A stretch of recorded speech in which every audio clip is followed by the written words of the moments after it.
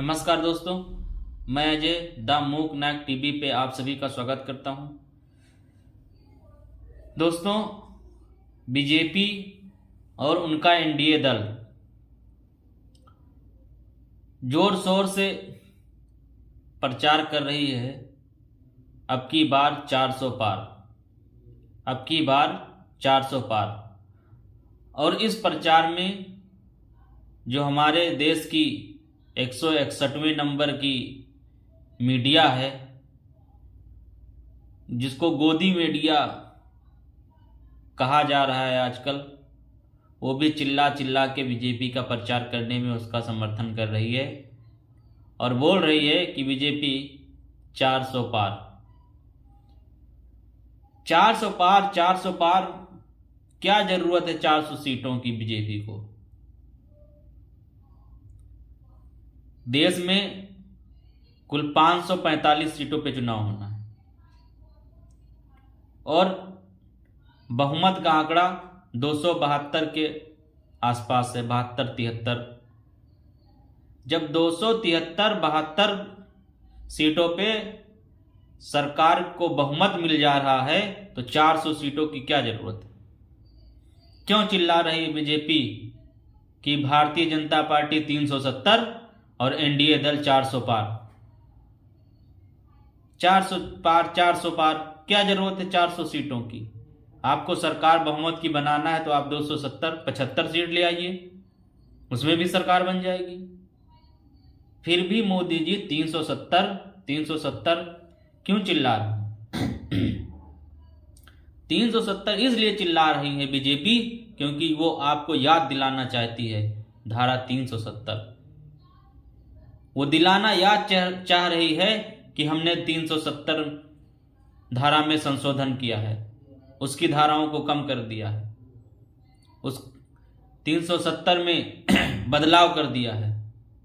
वो आपको इसी बहाने 370 के बहाने से बार बार आपको याद दिला रही है और अपने जो झूठे वादे हैं उसको 370 के पीछे छुपाना चाहती है। 370 याद दिला रही है, लेकिन बीजेपी ये कभी नहीं याद दिलाती है कि उसने स्मार्ट सिटी की बात की थी। उसने कहा था कि जब हम सत्ता में आ जाएंगे, हमारे प्रधानमंत्री मोदी जी ने भी कहा था कि हम बनारस को टोक्यो बना देंगे, दिल्ली को बीजिंग बना देंगे। अब ये सब बात नहीं करते, अब सब भूल गए। 2 करोड़ रोजगार भूल गए। जो इनके वादे, जिन पे इन्होंने सरकार बनाई थी, उसकी कोई चर्चा नहीं। युवाओं के रोजगार की कोई बात ही नहीं कर रही बीजेपी। माननीय नरेंद्र मोदी जी अपने किसी भी भाषण में युवाओं को रोजगार के लेके कोई बात ही नहीं कर रहे कि आपने 10 सालों में कितनी नौकरियां दी, सेंट्रल गवर्नमेंट में कितनी नौकरियां निकली, कितनी खाली हैं। हर साल 2 करोड़ नौकरी की बात कह रहे थे, इस साल 1 करोड़ भी एक वैकेंसी की बात नहीं कर रहे। जब हमारे जैसे युवा मंदिर मस्जिद में जब उलझे हैं तो उनको क्या जरूरत है रोजगार की बात करने की? क्या जरूरत है उनको नौकरी की बात करने की? जब हमारे जैसे युवा धर्म मंदिर मस्जिद पे खुश हैं, उनको रोजगार की जरूरत नहीं। जब नारा लगाने से आप खुश हैं तो लगाइए, सरकार क्यों दूसरा काम करेगी? हमारे जैसे युवा, उनको नौकरी नहीं चाहिए, उनको नौकरी से नहीं मतलब है, बस नारा लगाने से मतलब है। आप एक दिन ऐसा आएगा कि आप नारा लगाने की भी लायक नहीं बचेंगे।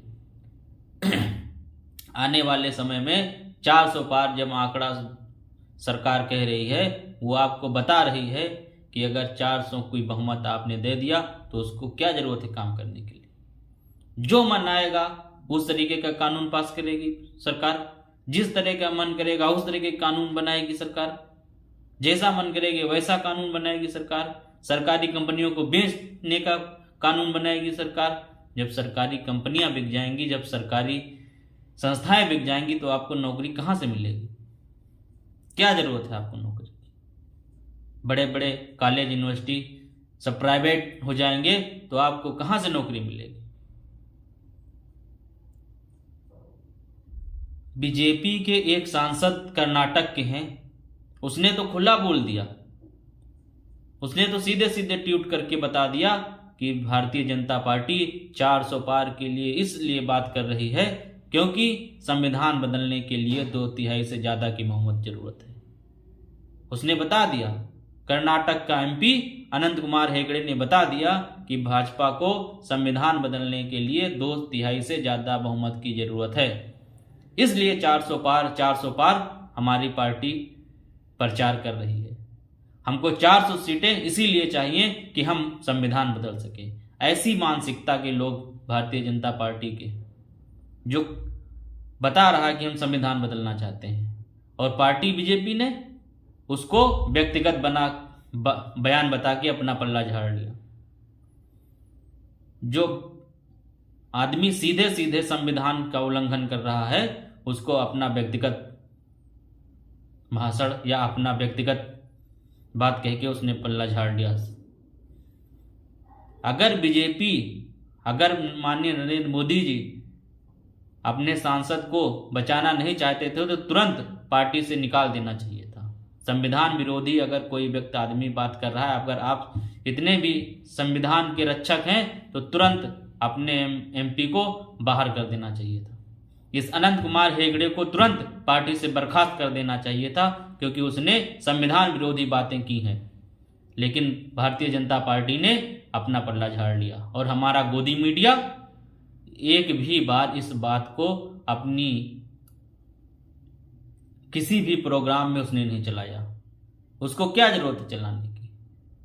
वो सिर्फ हिंदुस्तान पाकिस्तान, मंदिर मस्जिद, नरेंद्र मोदी विश्व गुरु, यही सब दिखाने के लिए उसके पास टाइम है। जो असल मुद्दे हैं वो दिखाने के लिए टाइम नहीं है। तो दोस्तों, मैं खास युवा वर्ग और युवाओं से, बेरोजगारों से मैं अपील करना चाहता हूं कि अभी भी समय है, आप लोग सुधर जाइए और सोच समझ के अपने वोट का इस्तेमाल करिए। मैं ये नहीं कहता हूं कि आप किसको वोट करिए, लेकिन पहले तोल मोल उसके बाद बोल। अभी समय है, क्योंकि अगर समय निकल गया तो हाथ मलते हम लोग रह जाएंगे और कुछ नहीं। बस इतनी सी बात कहनी थी। मेरी वीडियो, मेरी बातें आप लोगों को सही लगती हूँ तो ज़्यादा से ज़्यादा मेरी वीडियो को शेयर कीजिए, लाइक कीजिए और मेरे चैनल को ज़्यादा से ज़्यादा सब्सक्राइब कीजिए। बहुत बहुत धन्यवाद।